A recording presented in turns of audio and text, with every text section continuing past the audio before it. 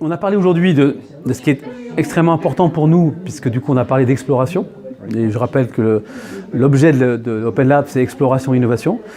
On a parlé avec donc Sylvain Lanf, qui est un chercheur qui est professeur au CLAM, qui est un grand spécialiste de ces projets d'exploration, pour à la fois identifier qu'est-ce que c'est un projet d'exploration et surtout nous dire que ces projets d'exploration, on ne peut pas les piloter comme des projets comme les autres.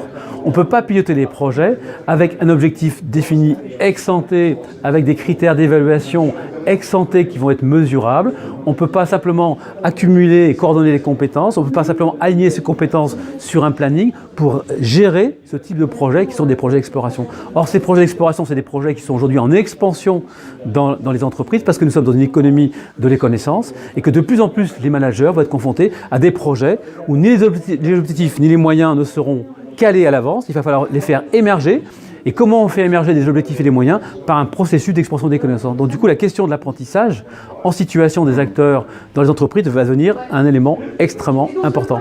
Et donc Sylvain Lanf ce soir a montré à partir d'exemples empruntés au projet Manhattan, à d'autres projets dans d'autres espaces, eh bien comment ces projets, effectivement, ils échappent au projet classique. Et donc il faut inventer d'autres manières de faire du projet parce qu'on ne peut pas gérer les projets de développement comme on gère les projets d'exploration. Donc le prochain Open Lab se centrerait plutôt autour de la question de l'appropriation des outils de gestion. À quelles conditions un outil de gestion qui va être arrivé comme une rupture technologique dans une entreprise peut être approprié et à quelles conditions les acteurs vont s'approprier cet outil de gestion, mais aussi on va se rendre compte qu'ils vont le transformer, ils vont le recréer et on va voir à quelles conditions tout ceci est possible. Et ça, c'est les travaux d'Amaury Grimand, qui est professeur en management à l'Université de Nantes.